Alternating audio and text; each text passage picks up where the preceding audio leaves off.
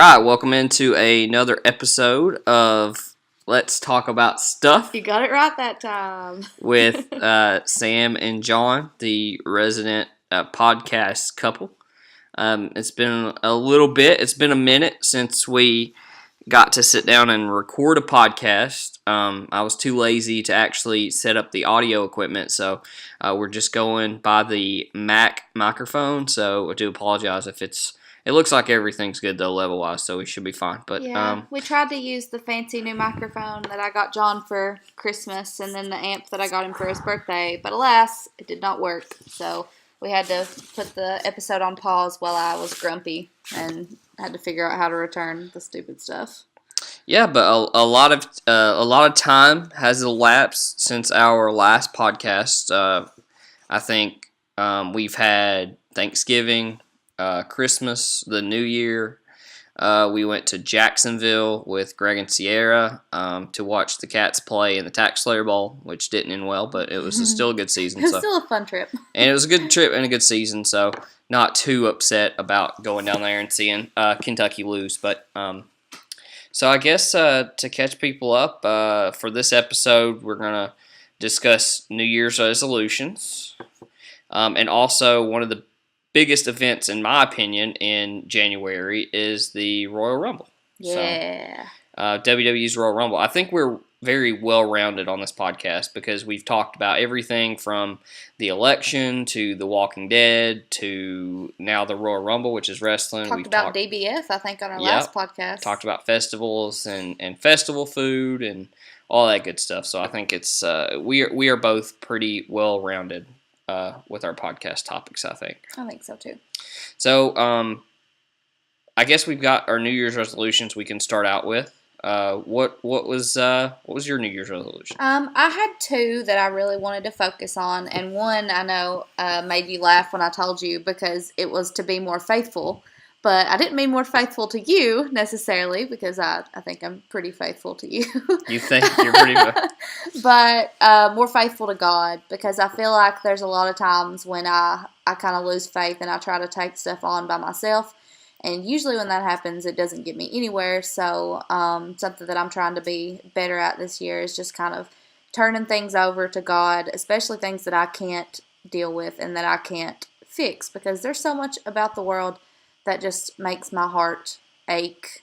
So many people that, I can't even talk about it without getting torn up. But there's just so much hurt in the world, and it just kind of puts a load on me, and I can't do anything about it. So one of my resolutions was to just kind of give it all to God and let go of things that I can't do anything to fix, and just hope that God can. Well, we are 27 days now into January, and how are you doing on that resolution? I feel good about it. There's been a couple things, and that kind of actually going on to my next resolution kind of ties in with that. My next resolution was to get pregnant, and and so my baby niece was just born, and that was really like an eye opener for me, kind of from God, like. You know, you're not pregnant yet, but that's okay. You know, you have all these wonderful people in your life. You have a brand new baby niece that you can love and kiss and love on. And like we have a really good life, and I'm really blessed. And if it doesn't happen this year, that's okay because I'm really happy and we're really happy where we are as a couple. And so that was kind of my first, moment of God saying, it's all right. I got this. Just let it go. And everything's on my time, not your time. So, talking about faith on Let's Talk About Stuff. On Let's Talk About Stuff. I always butcher the name pretty badly. You do. Is that all you have? Yeah, that's pretty much it for my resolutions, but it's been going well. The first one anyway, the second one, not yet, but it's okay. We'll probably announce it via podcast whenever we get pregnant. That's a good way to announce our pregnancy. So I had a couple of resolutions as well. My biggest resolution this year was a task to take on was to read 20 books. Which is an awesome resolution because we have a wonderful little library in our house. I'm a huge reader. I love to read. I've loved to read ever since I was little. And so one of my things that I always wanted when I was growing up was just a library in my house. I was aiming for like Beauty and the Beast library, but we're not quite there yet, but that's okay. But we have a ton of books in our house, and I would say I've read at least 60% of them. And John kind of hadn't. He was the guy in high school that read the parts of the book he was supposed to, but didn't read the entire book, which is cool. That's most high school kids. Mm-hmm. So I was really proud of him for taking on this resolution. And it's not like I'm like a bad reader or a slow reader. Yeah. I just didn't. I haven't had the will to just sit down and read a book. Like, I used to be a very strong reader. I used to read a lot. And at the latter stage of high school, and then in college, I read a couple of books too. But I read a lot for pleasure as well. And reading is difficult just because there's always so many things that you have to do. Like, you come home and there's a lot of things like on your list of things to do, and reading kind of takes a lot out of you, especially if you're reading a book that's a deep, meaningful book. John gets mad at me and makes fun of me because sometimes I want to come home and read Twilight. And it's because sometimes I just like to read meaningless things. But, he's done a really awesome job of picking books that are, very well-rounded. And so, yeah, tell me how that's going. It's going well. As we're 27 days in, as I mentioned earlier, I have, up until this point, almost finished 3 books. Awesome. What 3? I have read, so kind of to preface this a little bit. So I'm not just doing like mindless stuff. I want stuff that will challenge me. I want some stuff to challenge me. I want some stuff to be entertaining. I want to read some classics that I should have read and didn't read. So my first book that I ventured out to finish and read was Their Last Full Measure, which is about the last 4 months in the Civil War. It was a New York Times bestseller. I'm not that big of a history buff, but I kind of have a thirst to learn stuff once I get on a kick. And it was really good. It was something for kind of everyone. It was a lot. There was a lot of stuff in there for history buffs. There was a lot of stuff in there if you've just started to read about the Civil War for the first time. I really enjoyed it. And then after I got that done, it was a difficult read. I had to go back several times. Well, I really enjoyed you reading it, though, because every now and then you would read a part and you would be like, this is what was happening now. Yeah. Or did you know this happened? Yeah, and it was really cool to just, because I love history too, and so he would just come out with these little facts and it would be like, oh, cool. And one of my favorite facts that you told me after reading it was, forgive me if I butcher it and you can fix it if I tell it wrong, but Abe Lincoln was upset about something, and so he comes His wife had gotten on him for something. Yeah, his wife was getting on him about something. Because Mary was insane from the sounds of this book, and other readings, she was insane. Well, he comes back, and he comes to like a camp, I guess, like a battle camp, and there's some kitties, little baby kitties that had been abandoned. Speaking of, a little baby kitty is coming to check us out, see what we're doing. Can't get on that. But he comes and he plays with these kitties, and it just makes him really happy. And that just made me really happy. Yeah, that was really cool, just reading about the small stuff like that, and just I learned a lot reading that. And then after that, I took on Cursed Child because I had been scolded by you that I hadn't read it yet, and I read it, and I found it corny at times, but I still think it fits into the narrative nicely. A little campy at times too. I think you mentioned it kind of reads like a fan fiction sometimes. Yeah. But I still think like the overall story arc and the characters all are portrayed well. So I still think it belongs in that series. I think it's okay. I don't think J.K. would have signed off on it if it did. Yeah, and I read it like as soon as it came out. I got it the day it came out, and I read it in about 2 hours, and I cried afterwards, and then I read it again, and I cried again. Just because it's nice to see, at the end of the 7th Harry Potter book, you get the 19 years later, but you don't get very much. And so this was nice to kind of see where everybody is, and then to see like the alternate realities.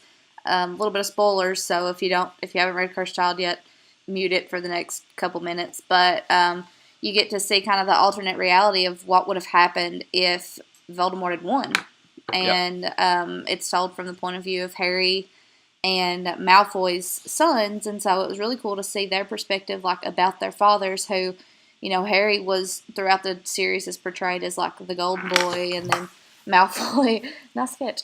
Malfoy is, the kid who was privileged but grew up in, the shadow of his father, who was a Voldemort supporter. I almost said who. And so it was really cool to see like them being portrayed from their son's point of view, and I really enjoyed it. And yeah, like you said, it gets a little fan fiction-y at times, but definitely belongs in the series. Yeah, it's still good. It's still worth a read, I think. And it's not like you mentioned it kind of, but J.K. Rowling signed off on it and she helped, but she didn't write it. Yeah. So, and you can tell like her voice is there, but it's not 100% J.K. Mm-hmm.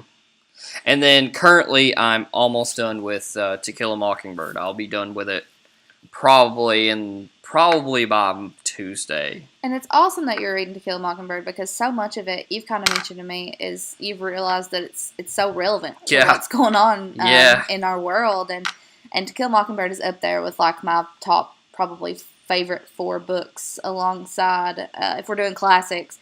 The Great Gatsby is up there, and then I just got finished teaching. Well, I'm kind of at the end of teaching Lord of the Flies to my seniors, and but especially To Kill a Mockingbird and Lord of the Flies are so relevant to what's going on, because To Kill a Mockingbird, if you haven't read it, is about a trial between a black man and a white woman, and it's not based on facts, it's based on race. Yeah. And then Lord of the Flies is kind of about what happens when civilization flies out the window.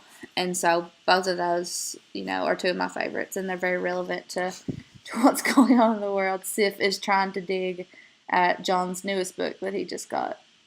It's quite amusing. But yeah, and there's a lot of stuff like I messaged you today while I was at work, and I was like, man, I had there's just an Atticus quote last night that just hit me really hard when I read it, and a lot of what he's saying really you can really take and put it into modern terms, which is amazing. Yeah. Because this book was written in the 60s, I believe, and it's still incredibly relevant. Mm-hmm. Yeah, it's really good. And after I finish that one, I'm starting Hillbilly Elegy. Which is the book you got me for Christmas. I did, and it's a book about, I guess, a kind of a political commentary, if you will, about this area, and kind of why this area and the mountains looks at things kind of politically the way they do. How they believe. Yeah, I got about 3 chapters in and really enjoyed it, and haven't gone with it anymore. But I will. So I'm going to read that, and then I have a friend from England. His name is Jamie, and he suggested a book to me. And so I'll be reading that one after that one. Can you pronounce it? Colorless Tsukiru Tazaki, and His Years of Pilgrimage, by Haruki Murakami. Yeah, it's a #1 New York Times bestseller. That's the one I'm going to be checking out next. And then after that one, I'm checking out a book called Longitude, which is about how the compass was invented. Cool. So yeah, I'm bouncing. Like I said, I want to bounce around all over the place. I want to read fun stuff. I want to read stuff that'll challenge me, and I just want to learn. Yeah, so. And that's awesome that you're reading, nonfiction, historical nonfiction, fiction, whatever that Harakimi book is. It looks interesting. I have no idea what I'm to excited. expect from that. Had 4 stars on Amazon, so it looks like a pretty easy read when I look through it. So it looks kind of like a teenage. Yeah, it kind of does. Kind of like a teenage a book, the way the font is and the way it's kind of set up. Yeah. So I'm excited about it. And my other New Year's resolution is pretty simple. It's just to kind of have a louder voice instead of just kind of sitting back and not saying anything sometimes. Yeah, I feel like I'm kind of the more I wouldn't say dominant personality, but I'm much more outspoken about what I believe in more than John is, which is not necessarily a bad thing on your part, because you're usually more reserved about things. But I can take a lot. Yeah, I can take a lot. But I don't do well with stupid. But I think we're to a point now in society and where everything is at that you either have a loud voice, disagreeing or agreeing, or you're going along with what's happening. Yeah, and so there's so much going on right now that you can't go along with what's Yep. happening. You have to stand You up. have and to stand up and take one way or another. You have to stand for something. Or you fall for nothing. Yep. If you stand for nothing, Burr, what are you? So I'm not going to be an Aaron Burr. I'm going to be more of an Alexander Hamilton. Well, I'm glad that last time I sung a quote from Hamilton, you got onto me and said, "Sam, nobody's going to get that reference." And now look at you. Well, that's not a musical reference. That is a historical reference. But it's still from the musical. That people would get more than singing a line. John from loves the song. Hamilton now. I do Just love saying. Hamilton now. I know every single song. So yeah, that's my two biggest New Year's resolutions. I would. Sorry. You didn't turn your phone I'm off? sorry, I forgot. I'll do it right now. Wow. I'm sorry. So, I'm an amateur. You don't see a phone on me, and I carry mine everywhere I because have I to know have- because I have I'm a to have my professional at list. this. Well, I'm a professional teacher. I don't. So those are my two. I would love to lose about 20 pounds for Aaron McCullum's wedding, who is getting married and asked me to be his best Bestest man, mensch. bestest mensch. If you're an Office fan, so I'm very very honored and excited to be I'm Aaron's so best happy. man. And I'm so excited for the wedding. It's Yep. just going to be so wonderful. I love seeing happy things happen. There's so much sad that it's just, Mhm. it's so good to see happy, and I couldn't be happier for these two. Yep. So let me lose about 15 to 20 for that wedding in May, and I think I'll you're be all beautiful right. just how you I are. appreciate it. Thank you. So yeah, that's our New Year's resolutions and some literature talk. I know we had books on there that we were going to discuss. And if anyone out there who listens has a suggestion, if I've never read it before, I will literally read just about any book that you tell me to read, or at least attempt to read it. So if you've got any suggestions, anything you think I'd like, anything you think that would challenge me, anything you think I don't care, I don't care what it is, what genre, romance, thriller, whatever you want me to read, autobiography, let me know, and whatever on Twitter or on Facebook, wherever we post this, and I will read it, or I'll give it at least attempt to read it. If it's awful, I will close it, but I will give it a fair chance no matter what it is. I'm trying to ask for go into everyone. our library. Exactly, yeah, exactly. So on to our next topic. I guess we can, our top 5 today, we always do a top 5 list or a list of things.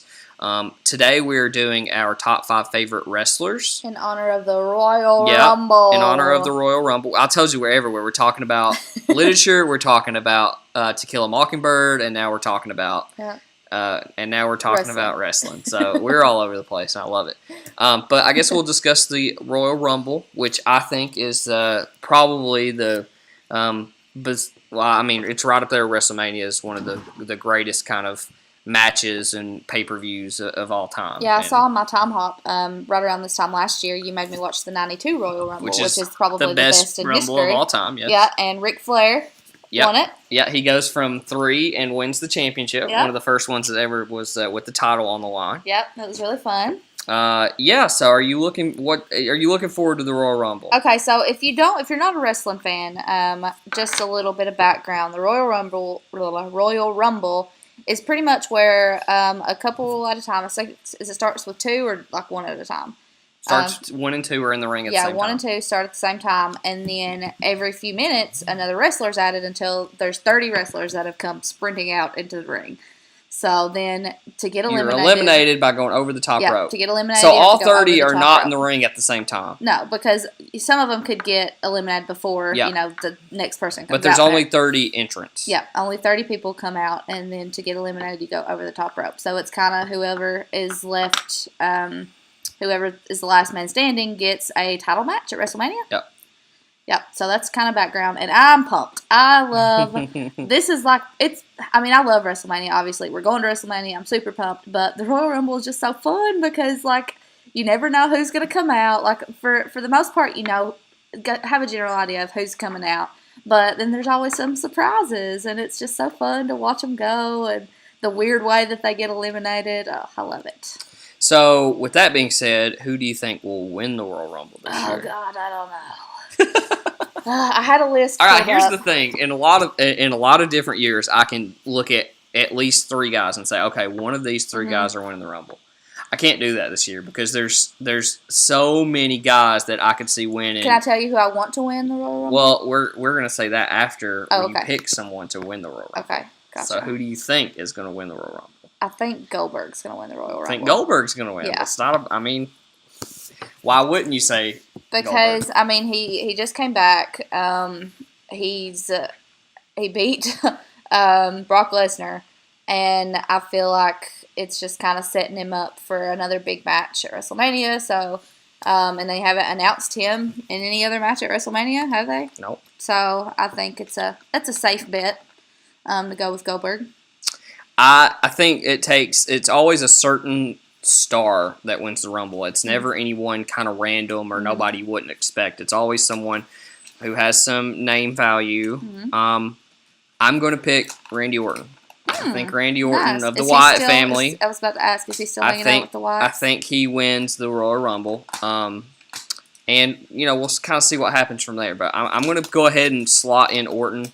I don't think it's crazy if The Undertaker won. I don't think it would be crazy if Goldberg won. I don't think it'd be crazy if Brock Lesnar won. I don't think it'd be crazy if The Miz won. I don't think it'd be crazy if... I love The Miz. So that's where we are. That's where we are right now. I don't know, but I think Orton's going to win. The only other difference I could see, the only other discrepancy is if AJ beats Cena, Cena gets into the Rumble, Cena wins the Rumble, and he'll go to WrestleMania main event and face, because he's still looking for the 16th title, which would tie Ric Flair's most of all time. Wow. So that's if he doesn't beat AJ, I could see him entering the Rumble, winning it, and then going on to WrestleMania, and then winning his 16th championship at WrestleMania, which I think would be awesome. Yeah, I love John Cena. Who do you want if you're fantasy booking? It's on you. Who would win the Royal Rumble? You're gonna laugh and you're not gonna agree with me probably, but my dark horse is Sami Zayn, who is my boo, and he's so precious and he's so good, and he's not. They're not using him right, WWE. You're not doing right with him because he's so flipping good, and he's such like a crowd pleaser. Like he's good, and he's not being used good. So I say Sami Zayn. I'm surprised you didn't say Finn Balor. Finn Balor's not back. Well, okay. I will amend my statement. If Finn Balor comes back, oh my God. It's a possibility. Oh my God. A lot of people are saying that he won't be back until March, but see, that's what you told me. You said he wouldn't be back until March, so I didn't you choose never him. know. I You didn't never choose know. him. I said if you were fantasy booking, you could bring him back and win it. Okay, yeah. Okay. Here's my. You want to hear my fantasy booking? Yes. Here. I would put it. I would have. All right. I'm not going to go with the winner first. I'm going to go with my dream, my spot that I've dreamt up here. Okay. So, all right. So the Miz comes in at like 3. He's the Iron Man this year. Yeah. They're always an Iron Man. Yeah. There's always a guy that's in there that lasts lasts from 3 all the way to the Yeah. end. So he's the Iron Man. He's lasted, and everybody's saying, "Oh, Miz may do it. He may go to the main event." And then when he's alone in the ring, it counts down, and Daniel Bryan's music hits. Oh my God! And he comes out. He comes out and takes Miz out. They take each other out, and then they have a match at WrestleMania, That which is would be Daniel Bryan's awesome. retirement match. That's my fantasy booking. If it happens, that would be look amazing. on this podcast, and I said it. That would be amazing because I love both Daniel Bryan and The Miz. The Miz is so good. He gets flack, and he doesn't get the respect that he deserves. I completely agree. I love The Miz. He's great. so good. And if you don't think he's great, then you don't know pro wrestling. You can get out. You don't. You can get off this podcast. Because 2000, at the end of 2015 to 16 to now, Miz has been a top 3 performer, not only in the WWE, and I watch a lot of wrestling. Yeah. I watch everything from New Japan to the Indies. The good old Beach Fork wrestling. The Beach Fork wrestling. I watch everything, and he has been a top 3 performer in the world. Because he's good. He's good on the mic, and he's good in the ring, which is rare. So I love him. He kills it. He's good at everything he does. He's a great entertainer. But if I'm fantasy booking it, I think Miz definitely deserves it. But I would pick Bray Wyatt to win. Oh, awesome. Because Bray's awesome. Yeah. He's a hard worker. He's a really good worker. He's a good character. All that. He's another one that they haven't really used right.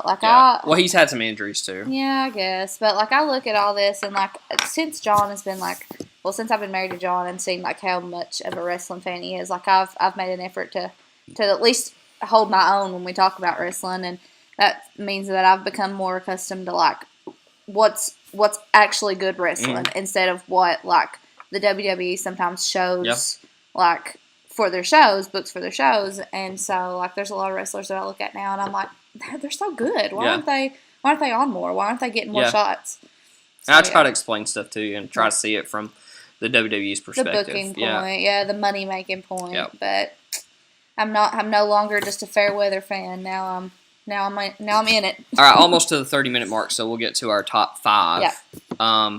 Favorite wrestlers. Yeah. And I think everyone. I know Royal Rumble may be not to everybody, but everybody listening out there has at least dabbled in pro wrestling at one point. You at least can recognize the big names. You know John Cena. You know who Hulk Hogan. You know The is. Rock. You know Yeah. Stone Cold. You know Triple H. More than likely. You know Shawn Michaels. You know those guys. Ric Flair. I mean, they're all cultural icons.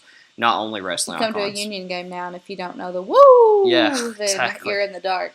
So I guess we'll start 5 and go down. Okay. So you go ahead with your 5th favorite wrestler.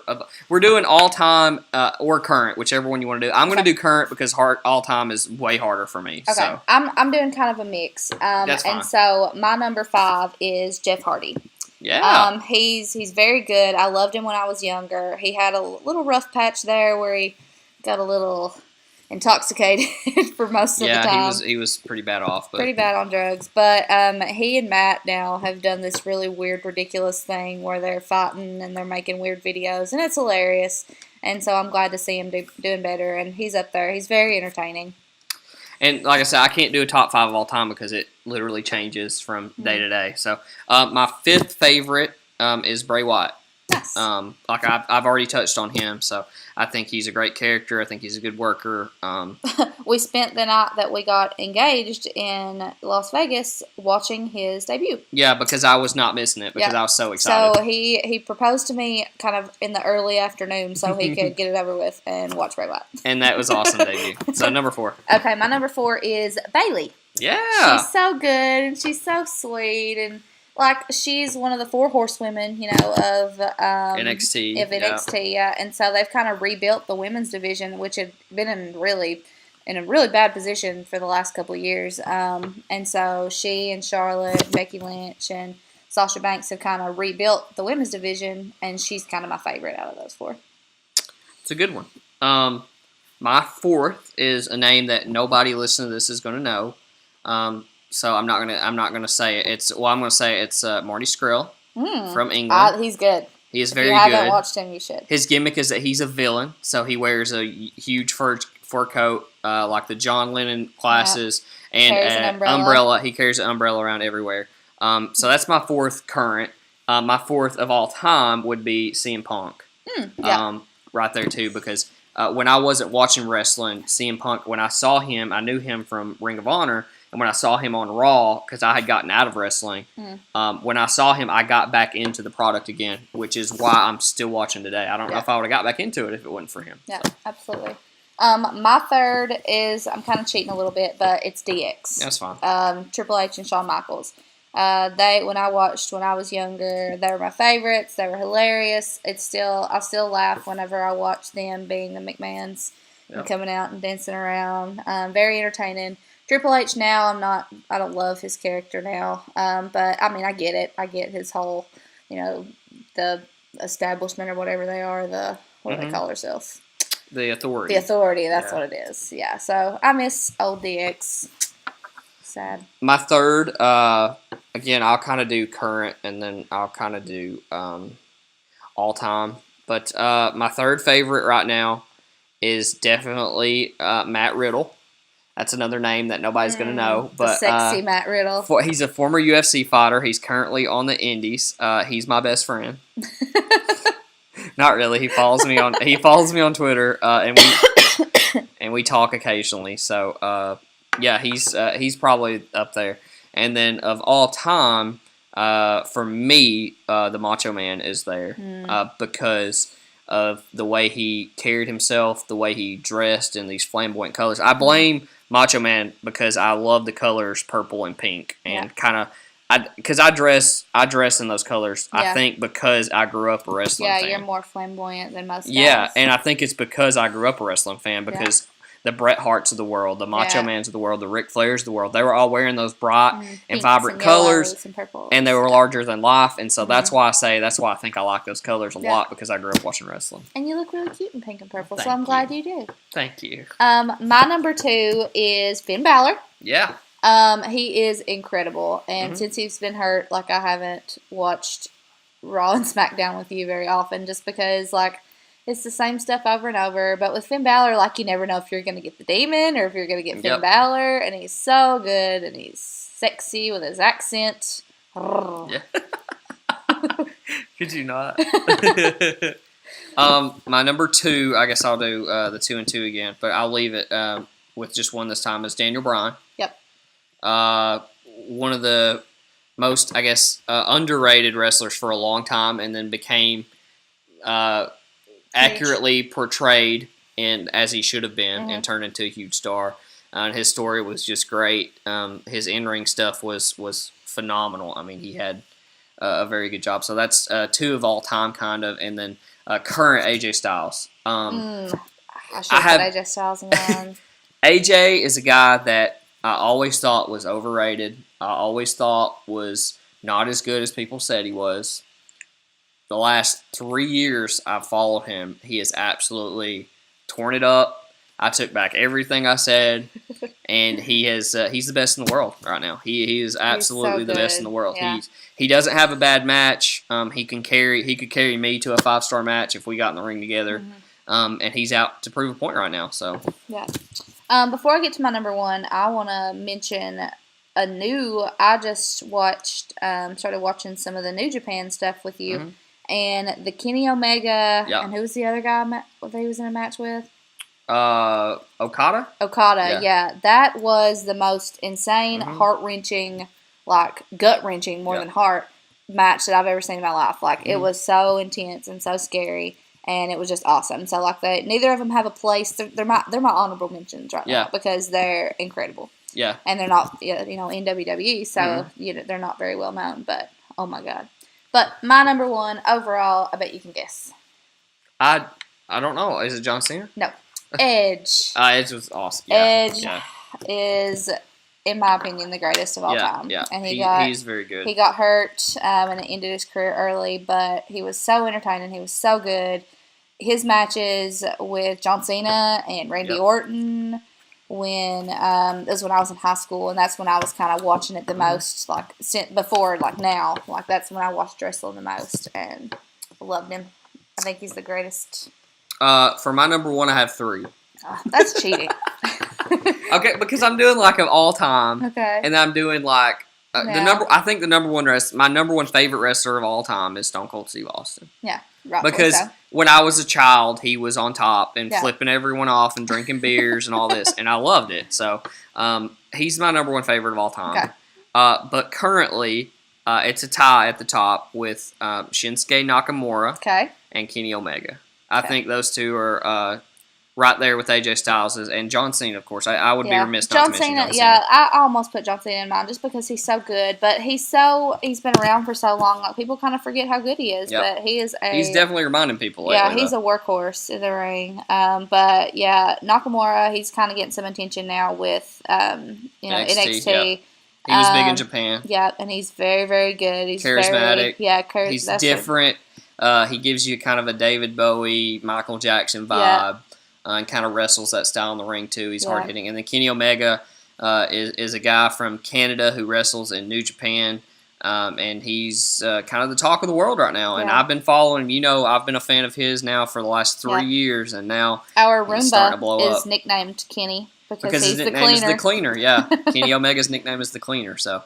That's my top, and that was your top. I think that was pretty good. We covered a lot of wrestlers there. And we did. We got a lot of, like, new wrestlers, old wrestlers, up-and-comers, like, world rockers. Yeah, I like I don't complain a lot about wrestling because I just think it's pointless to complain and hate something that's just that's just I think a really awesome art form. It is, yeah, and people knock on wrestling like, oh, that's fake, right? Why don't you watch a real fight, MMA, and all that garbage? Well, wrestling, that's not what wrestling is. Performance art. Wrestling is like a hardcore play. Shakespearean play. Exactly. Yeah. It's a hardcore Shakespearean play. Instead of sonnets, they are using chairs. Yep.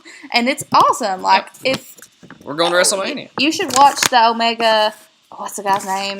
Okada. I'll never remember that. But if you think that, I mean, obviously the matches are predetermined, but if you think that it's fake in any way, you should watch that match. Yeah, they almost die. There's literally points where I'm like, they should die. They should, they're about to die. And it's so intense, and they put their body on the line, and we've got to wrap it up because we're nearing the 36-minute point. Yeah, we don't want to go over 35 most of the time. Yeah. Sorry, guys, but wrestling's kind of a new hobby of mine since John loves it so much. I do love it. I've said it before, where I cover so many sports now. Wrestling is the only sport where I can just sit down, relax, and watch it. Yeah, and I'm not working in my head. Like I'm not trying to pick up on new stuff. I'm just enjoying the stuff. So, any final thoughts? I guess we'll see you in another 6 months. Yeah, sorry it's been so long, but it's always fun when we get to sit down and do these and talk about stuff. And we try to cover a large variety of subjects. So again, if you guys have anything you want us to talk about, let us know, and maybe in our next one, hopefully we'll try to do this more regularly, but we've been crazy busy with work and school and everything else that we do. But yeah, we'll try to do these more often. Yeah, so that was another episode of Sam, John stuff. Let's talk about stuff. Let's talk about stuff. Let's talk about stuff. We'll see you guys next time. Bye. I can't see